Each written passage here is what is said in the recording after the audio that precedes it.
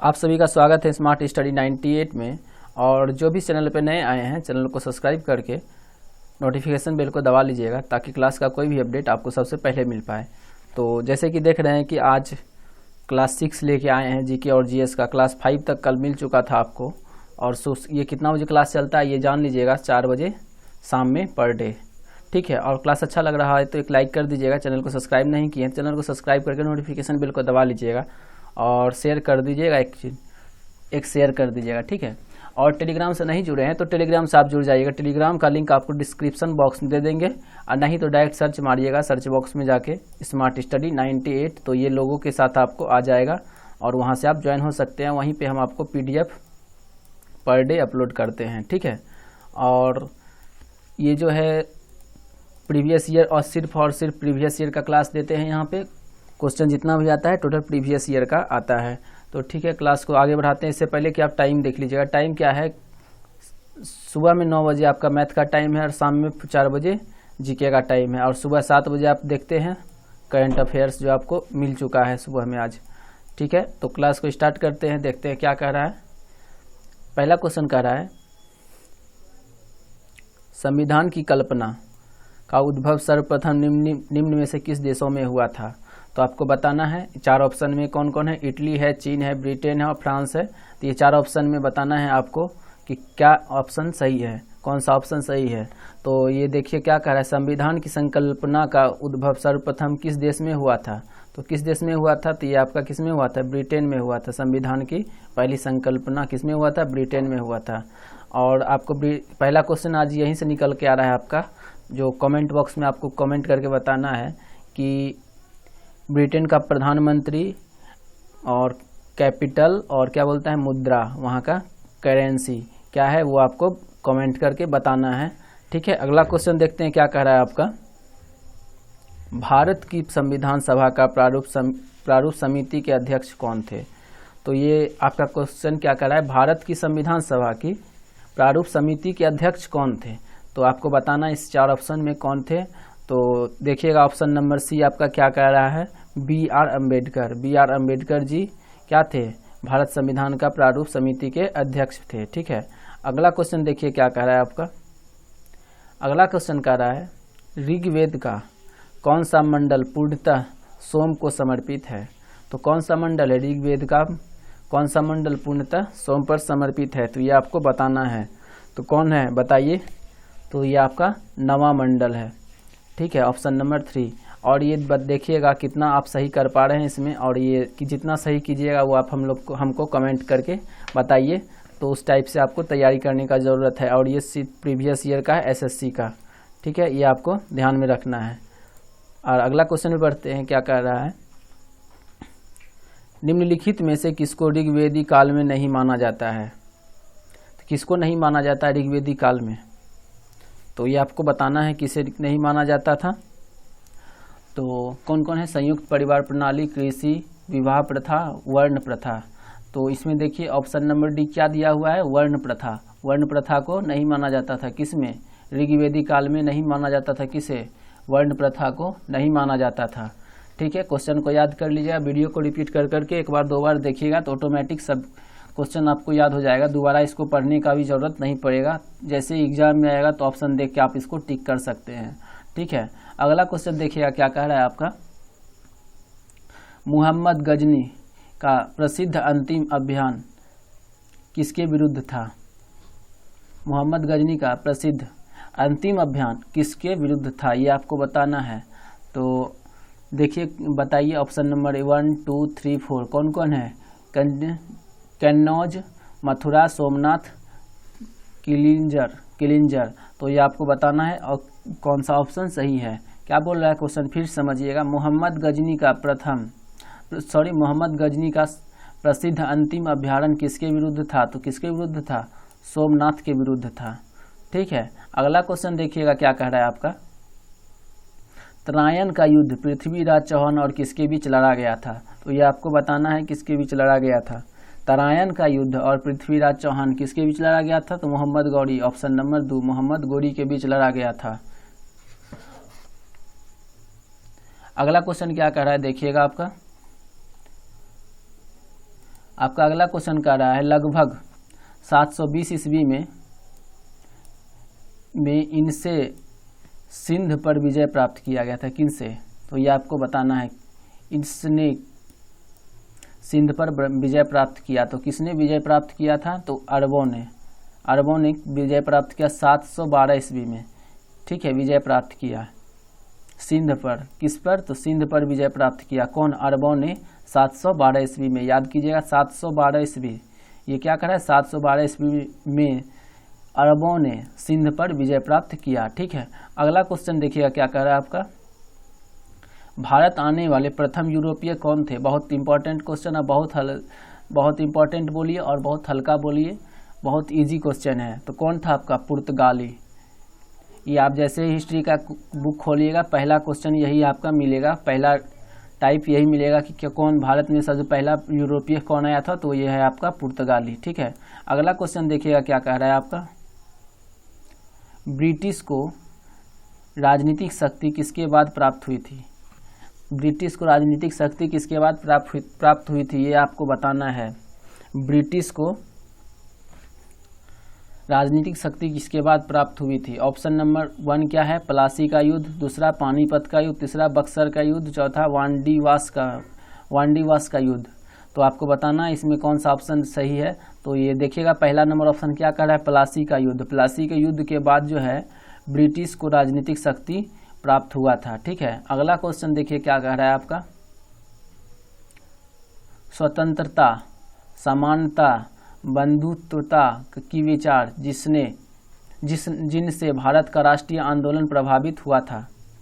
क्या हुआ था? राष्ट्रीय आंदोलन प्रभावित हुआ था। कहाँ से लिए गए थे? कहाँ से लिए गए थे? क्वेश्चन समझिए क्या बोल रहा है। स्वतंत्रता, समानता और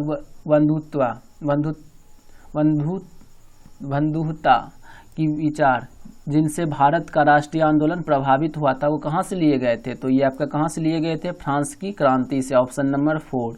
कहाँ से लिए गए थे? तो फ्रांस की क्रांति से। ये फ्रांस की क्रांति से क्या लिए गए थे? फ्रांस की क्रांति से। फिर से देखिएगा स्वतंत्रता, समानता, बंधुत्वता की विचार लिए गए थे कहाँ से? फ्रांस की क्रांति से।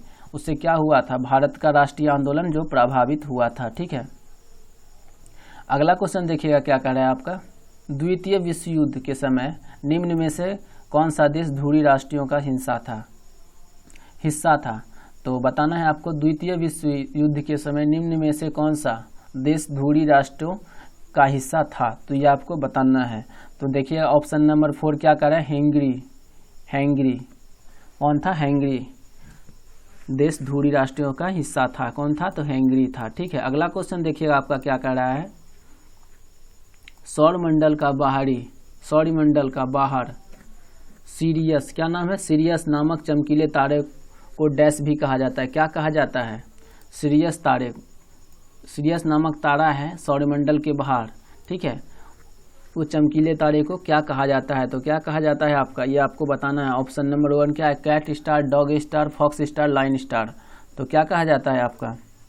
तो ऑप्शन नंबर 2 क्या कहा जाता है? Dog star.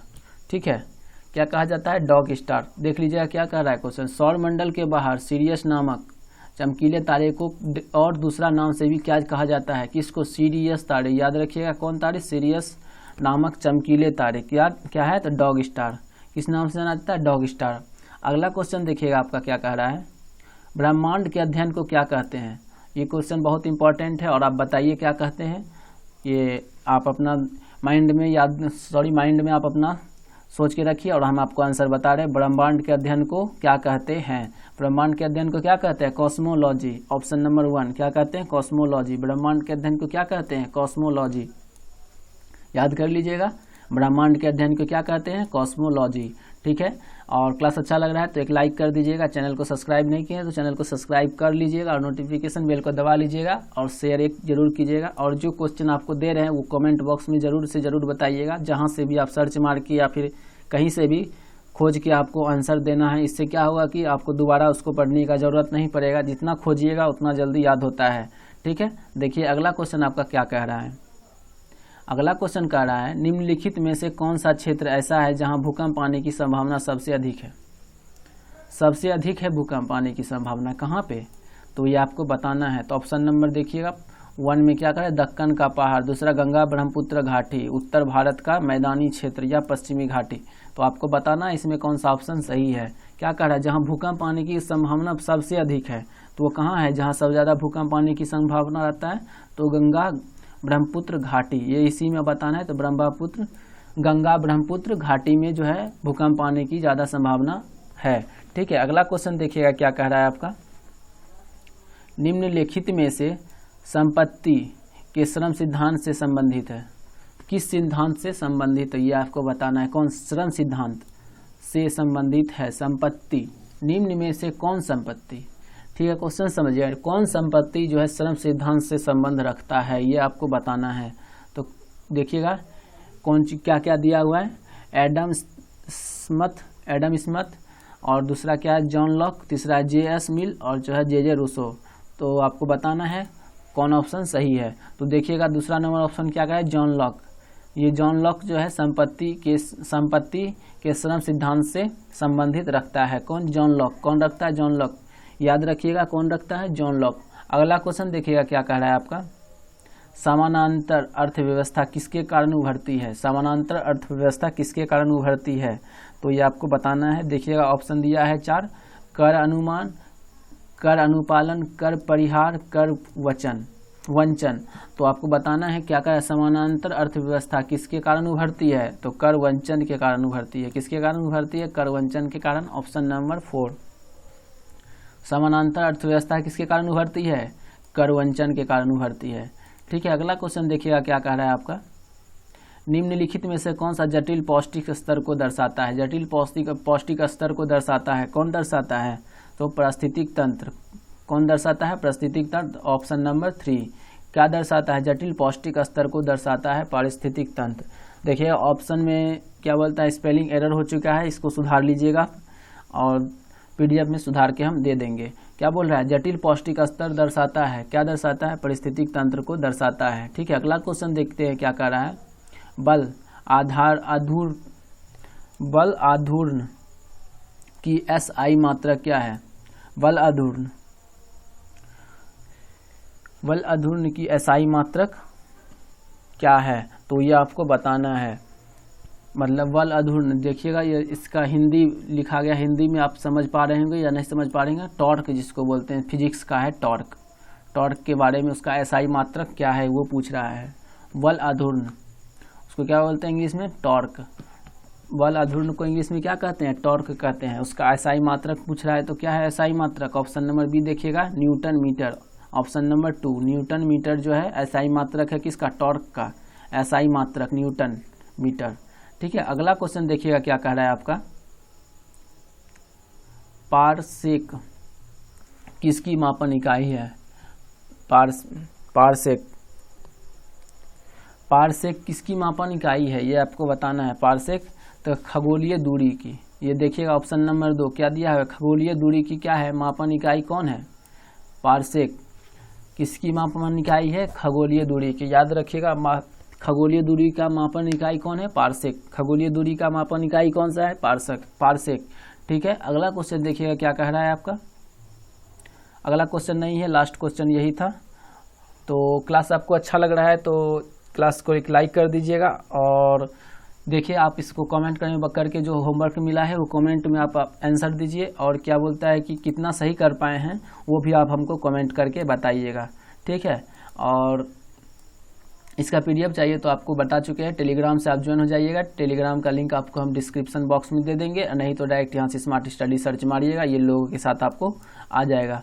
और क्लास अच्छा लग रहा है तो शेयर ज़रूर कीजिएगा अपने दोस्तों के साथ और लाइक करना एकदम नहीं भूलिएगा, लाइक तो करना ही करना है। आज चैनल सब्सक्राइब नहीं किए तो चैनल को भी सब्सक्राइब कर लीजिएगा। तो चलिए आज का क्लास यहीं तक रखते हैं, तब तक के लिए अलविदा, take care yourself, good bye.